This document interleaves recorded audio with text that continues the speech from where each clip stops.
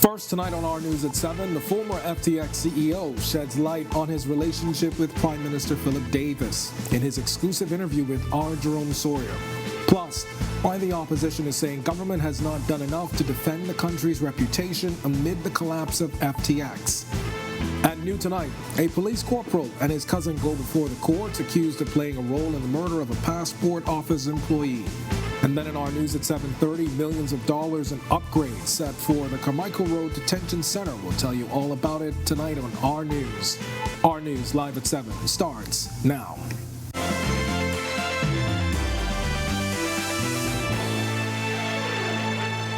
Welcome to Our News Live at 7. Thanks for joining us tonight. I'm Kendino Knowles. We've got breaking developments in the FTX implosion saga as founder and former CEO Sam Bankman-Fried has been arrested. Attorney General Ryan Pinder saying in a statement this afternoon that his arrest follows a formal notification from the United States that it has filed criminal charges against the former FTX chief and is likely to request his extradition.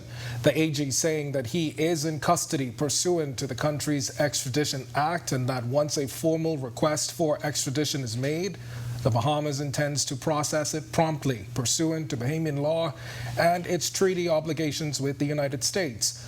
Prime Minister Philip Davis is quoted in that release saying, "The Bahamas and the United States have a shared interest in holding accountable all individuals associated with FTX who may have betrayed the public trust and broken the law."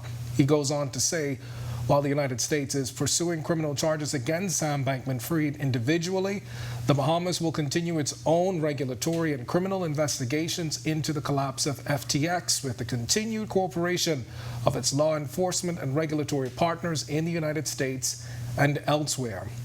In his first exclusive local interview with RTV's Jerome Sawyer, Bankman-Fried, ending weeks of speculation about his relationship with Prime Minister Davis and the Progressive Liberal Party, describing him as an empathetic and constructive in his approach.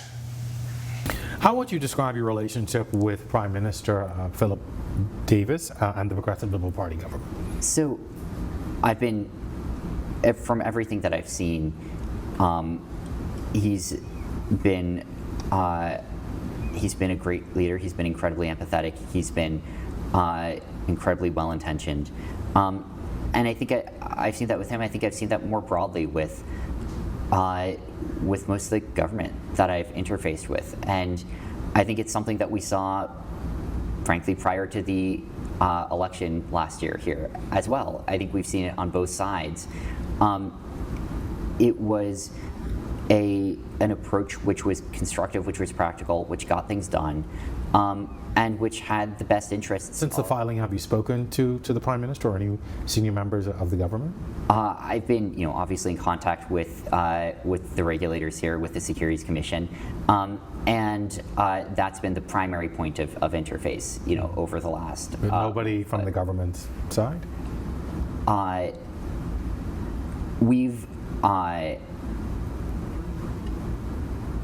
We've made sure that we are responsive to anything that comes down. You can catch the rebroadcast of the hour-long RTV special, The FTX Implosion, What Happened, tonight at 8:30 and at 8:30 tomorrow morning, right here on RTV channel 212. Meanwhile, opposition members once again criticizing the Davis administration for not doing enough to defend the country's reputation following the fall of FTX. Berthany McDermott has the details. At present, we are still not doing enough to defend ourselves internationally and in the international community from the fall of FTX. It is all connected. The Free National Movement is lambasting the government, suggesting they need to do more to protect the country's image. Recently, Attorney General Ryan Pinder sought to defend the government's handling of the collapse of the crypto giant while seeking to clarify admissions he called false. We are being called all manner of things from all manner of people.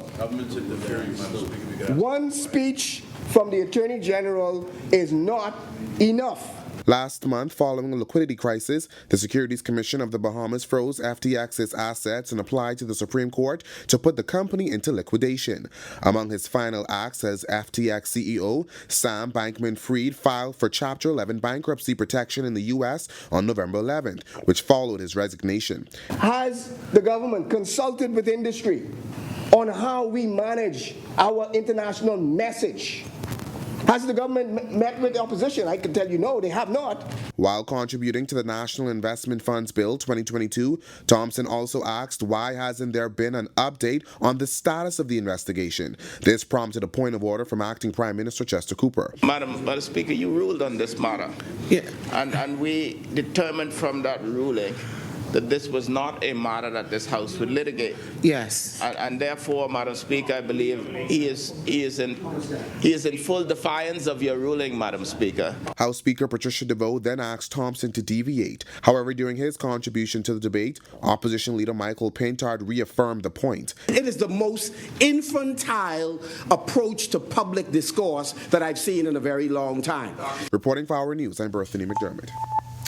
In other news tonight, a police corporal and his cousin are accused of playing a role in the murder of passport office employee Jason Whitfield.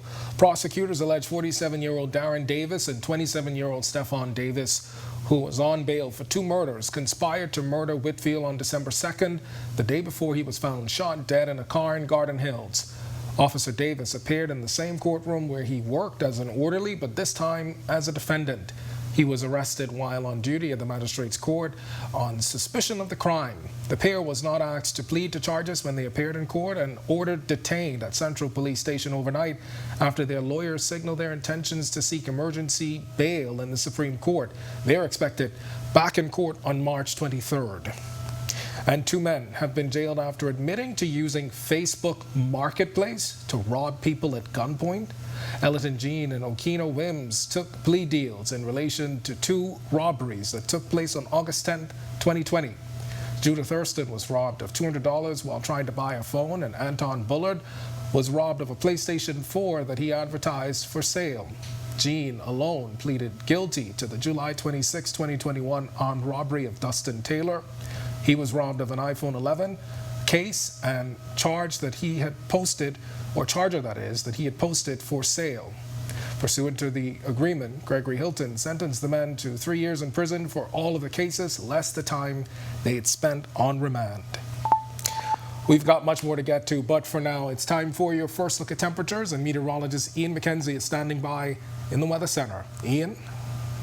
Thanks, Candino, and good evening, Bahamas. Here's your first look at weather for this evening. Currently outside our studios, we're under mostly clear skies with a temperature of 77. Our winds out of the north-northwest at 9 miles per hour with a feels-like temperature of 80. Current temperatures across the country at this time, we have 76 in Freeport City, 74 in Marsh Harbor, also at Great Harbor Key, 78 in Allenstown, Bimini, 77 in Nicholstown and in the capital, and 79 in Governor's Harbor. In the central Bahamas, we have 74 in Camps Bay Andros, 81 in Georgetown, Exuma, 80 in Deadman's Key, 73 in Coburn Town, San Salvador, and 81 in Arthurstown, Kidd Island. In the southeast Bahamas, we have 80 in Duncantown, Ragged Island, 76 in Delectable Bay, Auckland, 74 in Colonel Hill, Crooked Island, a pair of 77s at Abraham's Bay and Providenciales, Turks and Caicos, and rounding up our temperature profile in the deep south, Matthew Town, Inagua at 78. Satellite loop at this time, we have a weak frontal system that will move just to the north of the Bahamas. This should produce 1 or 2 spotty showers during the course of the late evening into the early morning. And also down in the deep south, we have a frontal trough that pushed through the area early yesterday that caused some shower activity across us and some ponding or flooding across the area. Outside of that, high pressure will build in the wake of this system, which should produce breezy conditions into about midweek. That's your first look at weather. Stay tuned. More is still to come. Still to come in our news, billions of dollars in new investments generated over the past year. The minister responsible gives a breakdown. And where is the fiscal management report? That's the question the opposition is asking, noting it should have been tabled in November. Delayed but not denied. We'll give you the latest on the return of Junior Junkanoo. It's all coming up when Our News returns.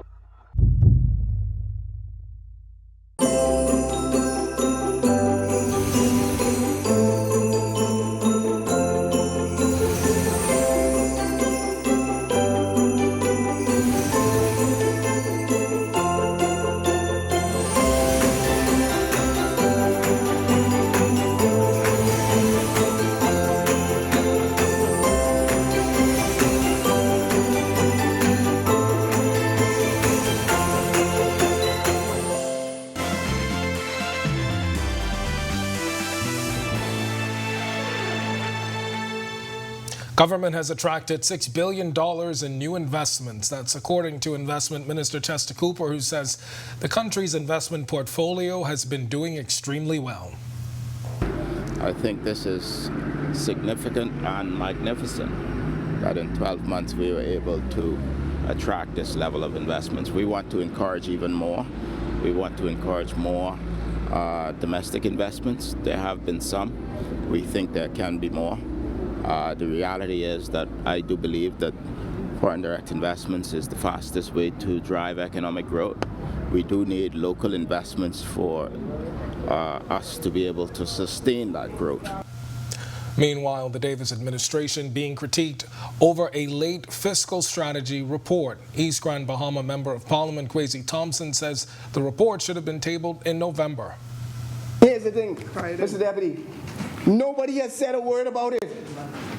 Nobody has even given the public the courtesy of telling us, or the courtesy to Parliament to say, this is why it's late, and this is when it's going to come.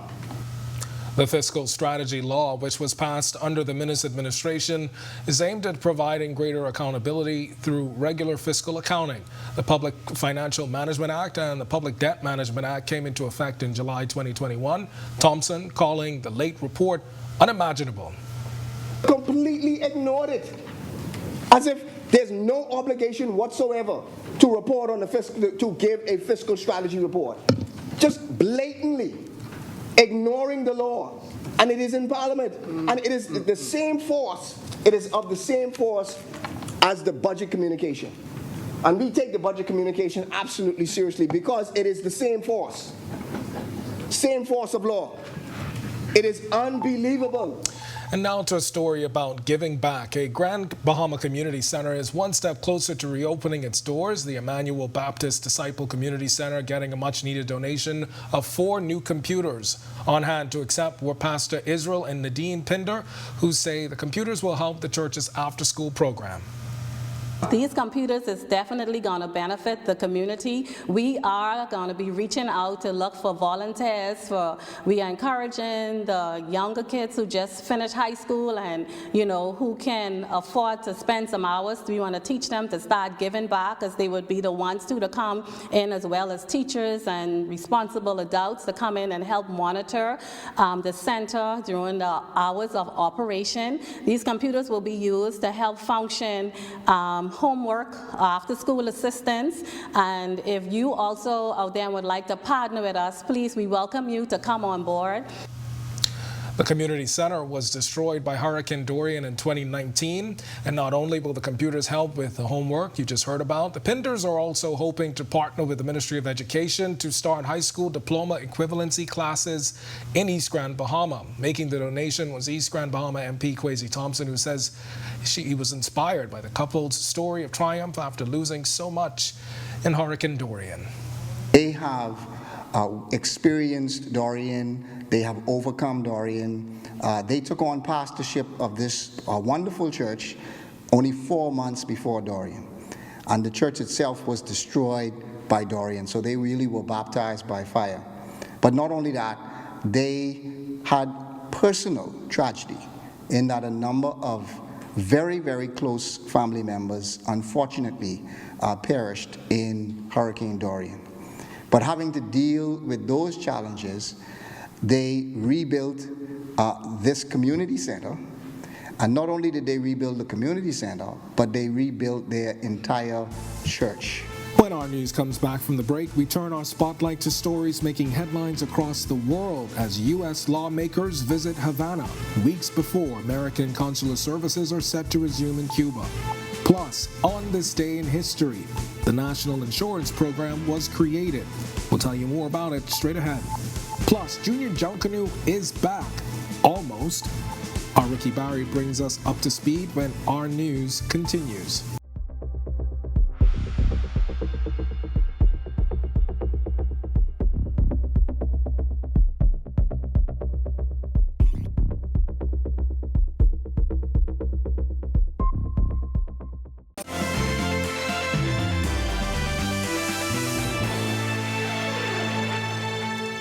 This is our news. Welcome back. We turn our attention now to stories making headlines across the world.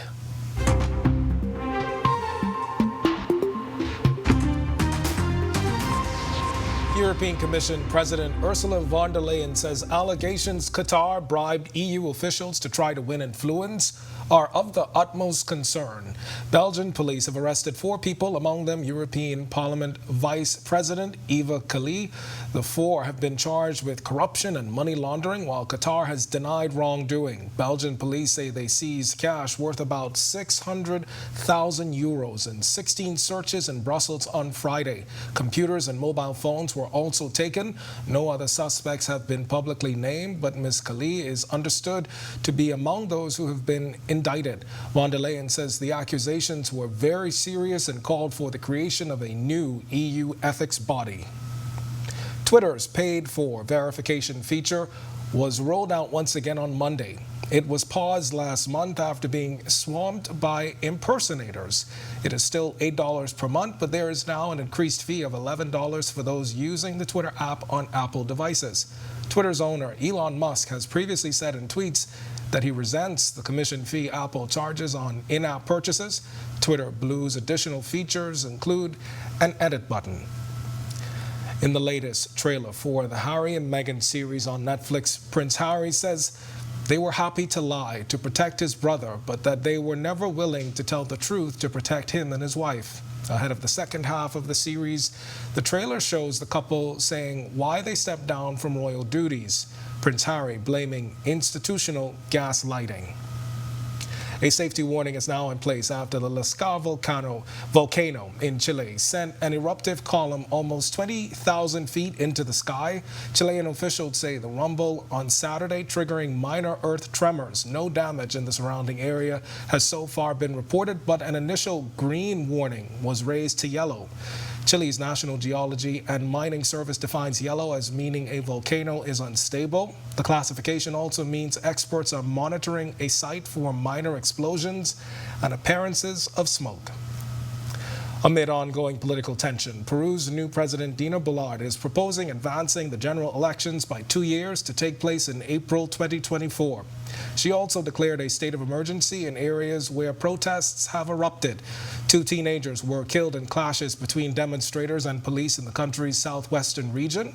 Ms. Boluarte was sworn in as president on Wednesday after her predecessor, Pedro Castillo, was impeached following his attempt to dissolve Congress. And the United States Embassy in Cuba telling the Associated Press that a delegation of at least 3 U.S. lawmakers visited Havana Sunday and met with Cuba's government this week. It's one of just a handful of such visits to the island in recent decades. While officials provided few details about what was discussed, the meeting comes following a number of visits in past months by Biden administration officials to discuss migration. The talks mark a gradual easing of tension, which were relaxed during the Obama administration and tightened under the Trump administration. Still to come in our news, today in history, find out interesting facts about the day that was December 12th and the beginning of constitutional talks that would lead to the Bahamas' independence in 1973. Plus, Ian is back with your extended weather forecast. And then in our news at 7:30, our Marlena Leonard is live at Margaritaville, where we take a trip to Saint Somewhere. Find out more when our news continues.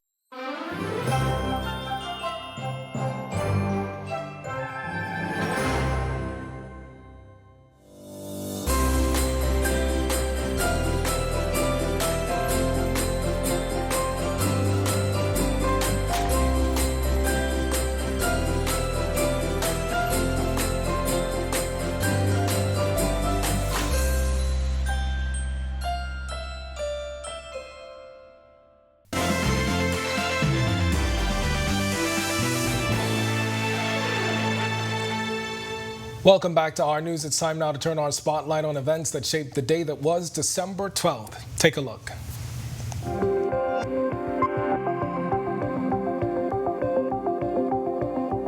On this day in Bahamian history, in 1718, 9 men accused and convicted of piracy were executed by hanging in Nassau. It was part of Governor Woodes Rogers' commission to rid the colony of pirates. The men had been captured by former pirate Benjamin Hornigold, who had accepted the king's pardon, and in turn was hired by Rogers to assist in capturing pirates who did not, and continued to live outside the law. Then in 1924, Bahamian choreographer and dancer Hubert Farrington was born. Farrington Barrington was a ballet dancer, choreographer, and founder of the Nassau Civic Ballet on Sears Road. He died on December 8, 2008, just 4 days before his 84th birthday, after being injured in a hit-and-run accident near Wendy's on Mackey Street. Then on December 12, 1972, was the Bahamas Independence Conference at Marlborough House in London, England. A delegation of government and opposition members went to London to debate and finalize the proposed constitution and address questions about statehood and citizenship. Members of the governing Progressive Liberal Party were headed by Lyndon Pindling, while the opposition Free National Movement was led by Kendall Isaacs. The constitutional talks continued from December 12th to the 20th that year, as government indicated it was prepared to recommend the passage of legislation for the independence of the Bahamas on July 10, 1973. Also on this day in 1972, the National Insurance Program was created with the signing of the National Insurance Act 1972. Its primary mission was and is to provide income replacement for workers. Its benefits for contributors continues today with expanded offerings that now include unemployment. And on this day in 1997, Half Moon Cay opened on Little San Salvador. The island is owned by Holland America, operating a cruise ship port for its passengers. Then in world history on 1913, Leonardo da Vinci's painting Mona Lisa was recovered in Florence 2 years after it had been stolen from the Louvre in Paris.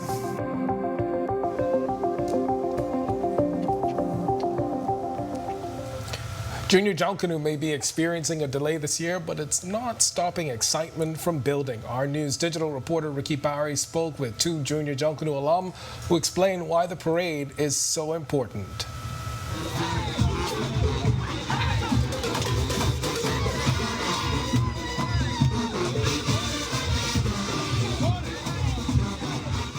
In basketball terms, you have a G League.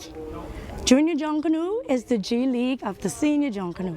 You start there, you get your fundamentals. Valley Boys Tum Tum drummer and Junior Junkanoo alumni Wendy Bodie says since graduating from performing in the junior parade, she hasn't missed a single year on bait. Junkanoo Cultural Affairs Officer at the Ministry of Youth, Sports and Culture, Ellery DeVoe, says this transition is common and one of the reasons the junior parade is so important. Junior Junkanoo curves a lot of things in the community. It helps the kids socially, and it's an impact on the culture. Reporting for Our News, I'm Ricky Barry. All right, thanks, Ricky. To watch that story again and for all of today's top stories, visit ournews.bs. That's going to do it for us in News at 7. Joining us now is Italia Hall with the latest headlines. Italia? Yes, Ken, great story by Ricky. But the question is, have you ever rushed before? I mean, if you consider being in Rawson Square when all the groups are passing and the costumes are hitting you along the route, then yeah, I did. You did? Okay, great stuff. For me, it goes back to grade 1 at Sunland Baptist Academy in Grand Bahama. Special credit to Lavender Roberts. All right, okay. Of course, you got to shout out Grand Bahama, right? Yes. Yeah, but no, I never participated in Junior Junkanoo, but you know, I always got to cover it and watch it happen, so it was fun always. All right, I guess that works as well. Yeah. But we are following breaking news tonight as founder and former FTX CEO Sam Bankman-Fried has been arrested. What the Attorney General and Prime Minister is saying about it. New tonight on Our News Live at 7:30. Millions of dollars worth of upgrades set for the detention center. The immigration minister reveals where that money will go. And we're just weeks away from a hike in minimum wage in the country. But how prepared are we? Plus, parliamentarians debate legislation that will lead to the creation of education and disaster recovery funds. And later, our Marlena Leonard is live at Margaritaville, where she's been exploring Sing Somewhere. That story straight ahead. Our News Live at 7:30 starts in a moment.